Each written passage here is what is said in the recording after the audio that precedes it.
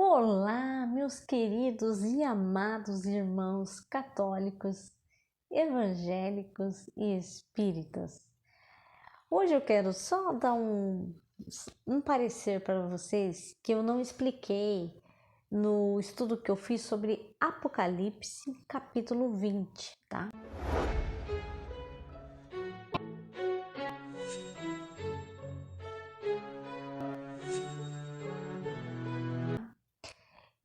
Porque o Apocalipse, o livro de Apocalipse é um livro difícil de interpretar, principalmente quando vai chegando no capítulo 20. Professor, eu queria saber se é uma pergunta estritamente didática, mas se tanto o amilenista quanto o milenista adotam o mesmo método histórico-gramatical, aonde existem divergências em algumas interpretações, como, por exemplo, o templo, a reconstrução do templo. Isso. A questão toda é porque isso volta a uma das coisas que eu disse. Quando eu estava falando sobre inerrância da Bíblia, eu disse que quando a gente diz que a Bíblia é inerrante, a gente não está dizendo que tudo que está na Bíblia é claro.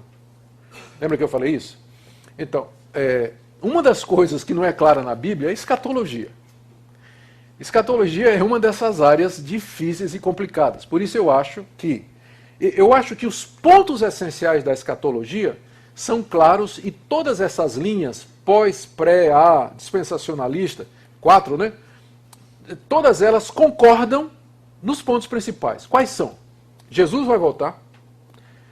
Jesus vai julgar os vivos e os mortos. Vai haver ressurreição dos mortos. Satanás vai ser julgado e condenado. E vai ter um período de paz e prosperidade. 5 pontos. Todas as linhas concordam. É isso que interessa. O problema é qual a relação entre ponto 1, 2, 3 e 4. E que nome você dá para eles?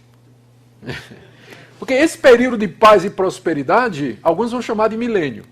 Outros vão chamar de novo céu e da nova terra onde habita a justiça. Uns vão dizer que dura 1000 anos literais. Outros dizem, não, isso é 1000... Entende? Mas no fim o que importa é que vai ter esse reino de paz que Jesus prometeu ao seu povo. O reino dos céus na sua plenitude.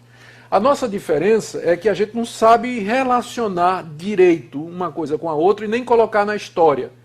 Mas os pontos centrais, eles são claros. E é isso que nos une. Tem até uma piadinha sobre isso, que estava o amilenista, o pós-milenista e o pré-milenista discutindo exatamente essa questão. De repente o Senhor Jesus voltou, os 3 subiram numa nuvem, um dizendo para o outro, eu não te disse que ia ser assim?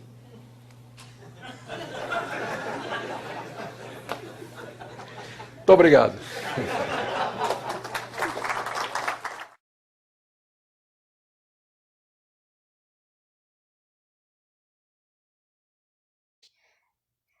Porque ali João tem visões e ele se torna um livro atemporal, fora do tempo, como eu sempre digo para vocês, porque assim, por exemplo, quando chega no capítulo 20, é como se ele desse uma resumida e finalize, e depois aí entra no capítulo 21, 22, que já é o momento que todas as coisas boas vão acontecer, que depois eu farei um estudo sobre isso, né? Capítulo 21, 22.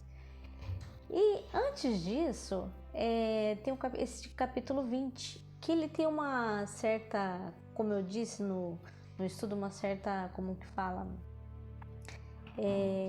ligação com o capítulo 19, 17, com o capítulo 19, mas começa no 17, essas discussões entre a queda da Babilônia, o triunfo dos fiéis, a besta que subiu do mar, a besta que subiu da terra. Nós falamos sobre tudo isso, sobre o dragão que simboliza o inimigo, né? E quando chega no Apocalipse capítulo 20, é dito sobre os 1000 anos, tá? Então existem várias vertentes, tá? As vertentes evangélicas, tá? Mais as evangélicas, tá? Elas acreditam no amilenismo, né? No pré-milenismo e no pós-milenismo. O que é o amilenismo? O amilenismo acredita, são várias vertentes, você pode acreditar em qualquer uma delas, tá? Geralmente, os assembleianos, principalmente os assembleianos da ADRP de São José do Rio Preto, tem outros assembleianos, como vários assembleianos de várias, como que fala? Assembleia de Deus Madureira, ministérios, né? Madureira, Belém, lá em São Paulo, tem a AVEC, né, do pastor Silas Malafaia. A maioria acredita no pré-milenismo. O que é o pré-milenismo? Eles acreditam que Jesus Cristo, na segunda vinda dele, ele vai vir e aí ele vai reinar 1000 anos nos céus com os seus escolhidos, e depois que vai ter o julgamento na segunda vinda, após os 1000 anos. O julgamento vai ser após os 1000 anos que nós estaremos com Cristo. Tem os amilenistas, né? Que são várias igrejas evangélicas que acreditam nisso.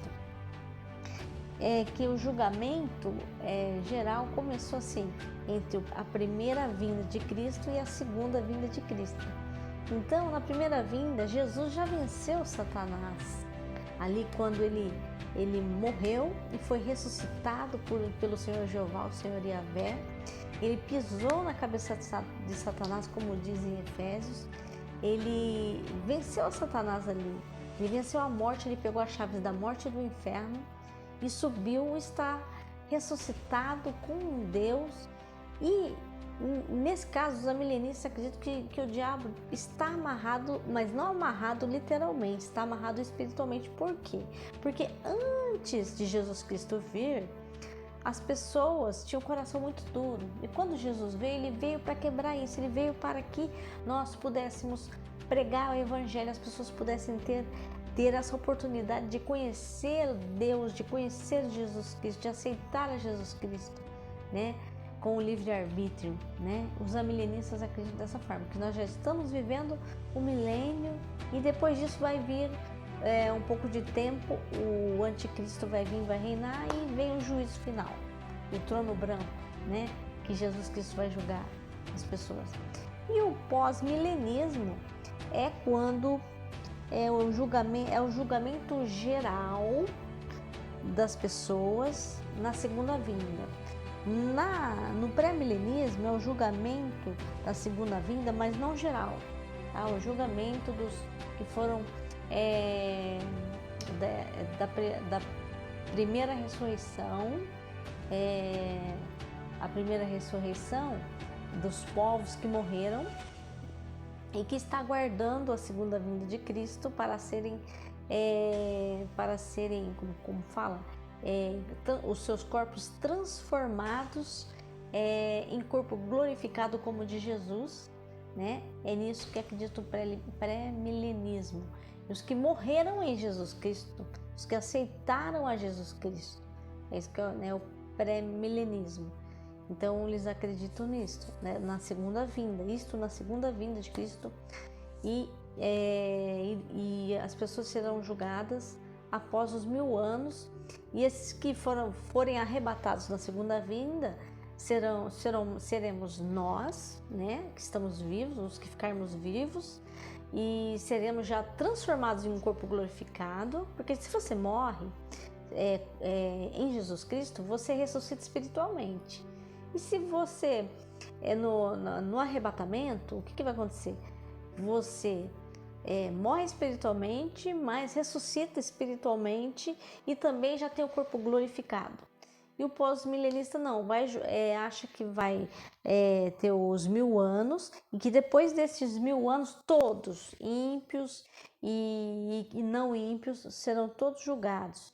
Então, tem mais uma vertente que é o dispensacionalismo milenístico, mas essas 3 vertentes são as mais assim faladas, né? E várias pessoas, que às vezes a pessoa é da Assembleia de Deus, mas acredita no amilenismo.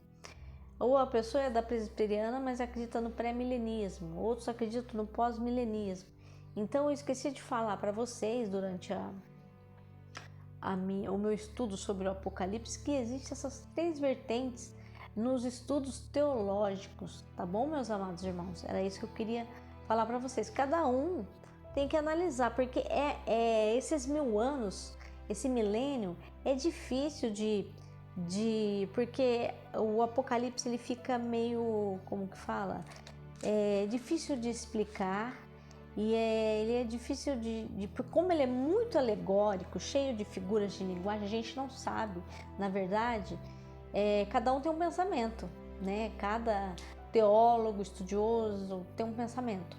Então, como é muito cheio de alegoria, muito cheio de figuras de linguagem, então, às vezes, nesta parte, nós, evangélicos, cristãos, confundimos. Uns são amilenistas, outros são pré-milenistas e outros são pós-milenistas e outros são do dispensacionalismo, tá, meus amados? Era isso que eu gostaria de falar para vocês, tá bom? Eu, no Apocalipse 20, falei sobre o amilenismo, né? Porque eu acredito no amilenismo, mas também eu fico na dúvida entre o amilenismo, porque eu sou uma estudiosa, não sou teóloga. Então eu acredito no amilenismo, mas também acredito no pré-milenismo. Temos que ver o que vai acontecer após o arrebatamento da segunda vinda de Jesus Cristo, tá? Então eu fico entre esses dois, o amilenismo e o pré-milenismo. Mas eu falei só do amilenismo, tá? Então dá a impressão que eu sou milenista, mas não sou milenista e nem pré-milenista. Eu fico assim, eu não sei. Eu não sou pós-milenista. Pós-milenista não, mas eu fico entre essas 2 vertentes, milenista e pré-milenista, aguardando a segunda vinda de Cristo. Mas todas as outras coisas que estão escritas são iguais para todas as igrejas, para todas as religiões. Tá bem, meus amados? Era isso que eu queria discorrer com vocês hoje, tá bom? Um abraço, que Deus esteja abençoando e Shalom Adonai, a paz do Senhor.